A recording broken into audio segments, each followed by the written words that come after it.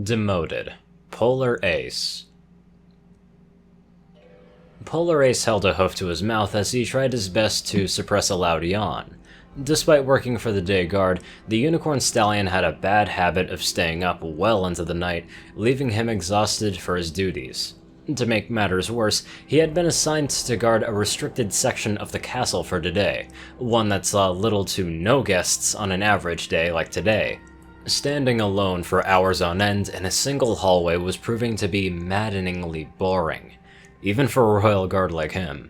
At least if he had another pony around, he could try and spark up a little idle chit-chat to starve off his boredom. But for some reason, this job was a one-pony duty. It was taking all of his effort to remain awake, which was becoming a losing battle with each passing minute. Another yawn bubbled up from his throat, his eyelids drooping slightly as he glanced out nearby window at the sun. Only another half hour or so until my shift ends. You can do this, Polar. Giving a quick shake of his head to dispel his fatigue, Polar Ace stood tall and proud, just like he had been trained to. Minutes later, Polar felt the familiar feeling of sleep washing over him. Well, a quick nap couldn't really hurt, he thought as he finally succumbs to sleep's loving embrace.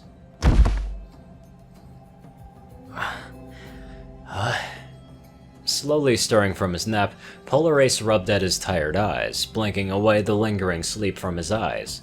He could just make out a fuzzy figure standing in front of him, a blob of black, gray, and icy blue. Hang on, he thought as his body began to awaken bit by bit. No pony else is supposed to be here. Hey. Polar groggily said, his vision clearing enough for him to just make out the image of a gray mare with an icy blue mane standing inches from his face. She appeared to be dressed in the uniform of the cleaning staff and was looking at him with a confused look on her face that matched his own. Probably a new hire that got lost on her first day. You're not supposed to be here. Wait, did my voice always sound like that? The mare said nothing, just blinking at him as she stared back. What? Hey, this is a restricted area! Polar barked, his voice sounding oddly high-pitched all of a sudden. You can't... As Polar reached out his hoof, the mare did the same, the two connecting with a light thunk. Huh? Now finally awake, Polar's eyes widened as he looked down at his hoof, noticing that his armored shoes had been replaced with lace socks and slippers. Lowering his hoof again, the mare copied his action. Polar Ace tilted his head, and the mare did the same. He stuck out his tongue, still the mare in front of him copied his actions. Finally, he raised a hoof, and yet again the mare mimicked his movements perfectly. Which could only mean... Oh... was all Polar Ace could say, as she realized that the mare standing in front of her was her own reflection. Some pony having placed a mirror nearby while she slept too. And that wasn't the only thing that they had done though. As the mare was now dressed in a maid's outfit, her once short mane had grown out considerably long. Distracted by her new appearance, Polar Ace didn't notice Princess Celestia peeking in through their window, giggling to herself as she watched the stallion turn to a mare. True, turning him into a mare might have seemed like an overreaction to falling asleep near the end of his shift, but this hadn't really been the first time Polar Ace had been caught asleep at the wheel. One more report and he likely would have been dishonorably discharged, so Celestia figured that this was a good way to give him one more chance to straighten out. The fact that Polar looked adorable as a mare was just an added bonus. So shell-shocked she was by her new appearance, Polar didn't notice as another guard came to replace her until he was standing right next to her. He just looked at her with a sympathetic look and said, "Fell asleep again, huh?" Polar Ace just meekly nodded her head. Patting him on the back, the guard pony just sighed. "Better report to the maid's quarters for your new assignment." Lowering her head in shame, Polar Ace reluctantly began the long walk across the castle towards the maid's quarters, mentally chastising herself. Well, at least the uniforms are comfy. Silver Gleam, Part 2. Silver Gleam seemed very happy. What are you so happy about? Auburn Gust grumbled, the same sour look on her face ever since she had been demoted, as she glanced over at Silver Gleam, who looked far too happy to be cleaning the castle. The former guard was happily humming as she swept the hallway the pair were cleaning, swishing her tail and wiggling her rump as she worked with a song in her heart. She ignored Auburn as she swept one last dust bunny into her pan before scooping the whole thing into a nearby bin.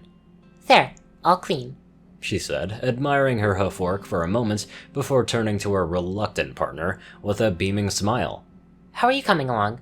Go suck a railroad spike, Auburn Gust retorted, grumbling again as she lazily dusted a vase occupying a pedestal along the wall, one of the many in this particular hallway.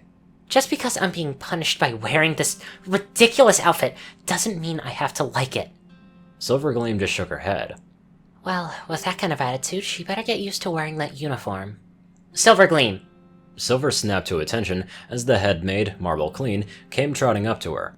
The Earth Pony mare could have gotten a job as a drill sergeant in the guard if she had wanted to with how she commanded her charges, the sudden influx of demoted ponies joining her ranks doing nothing to diminish her commanding aura.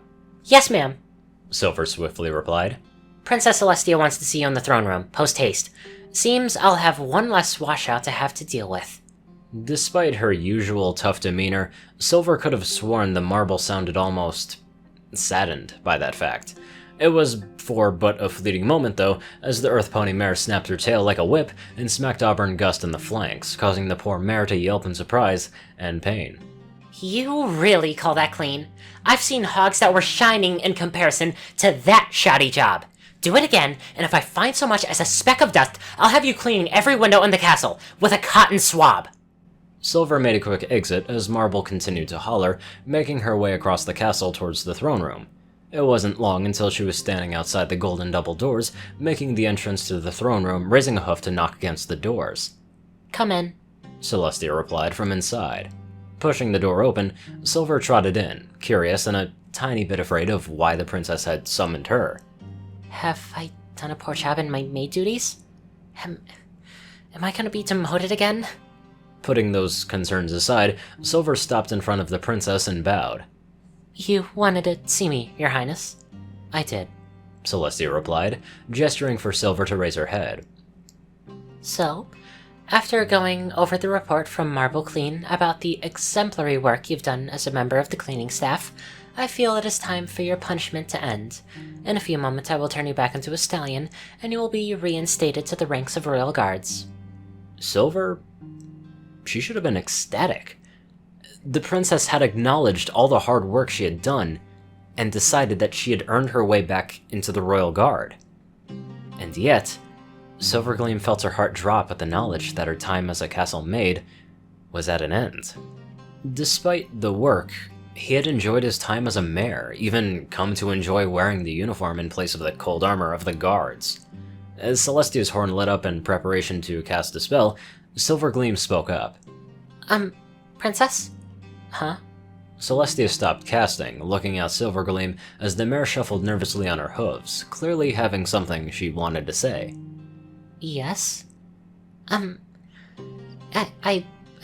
It's just... I mean, if it's not too much trouble... Silver Gleam took a deep breath as she prepared to say what she knew in her heart to be true. Could I stay as a castle maid for just a little bit longer? Celestia blinked, tilting her head slightly.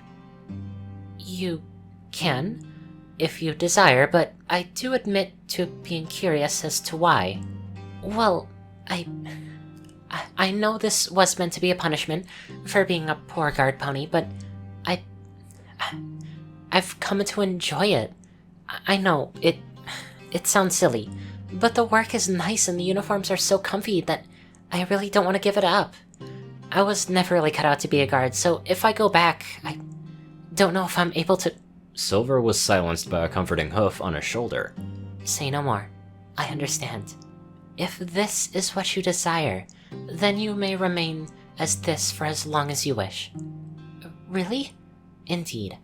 Even if you choose at any time to return to being a stallion, I can certainly make an exception and have you remain as a maid. Consider this your reward for all your hard work. Silver Gleam looked as if she was on the verge of tears. Thank you, Princess. Also, and don't tell her I told you this, Leaning down, Celestia whispered into Silver's ear. I might have heard Marble talking about how much she would hate to lose you to the guard. I may have heard her mention once how the castle hadn't looked cleaner than it has since you were put under her watch. Wait, really? She actually said that? If she did, you didn't hear it from me, remember? Celestia said with a knowing wink. Of course, Your Highness. Silver Gleam replied with a wink of her own. I should get back to work soon. There's still so many rooms in the castle that still need cleaning. Of course. You're dismissed. Celestia couldn't help but smile as Silver Gleam happily pranced out of the throne room, overjoyed to be returning to her duties once more.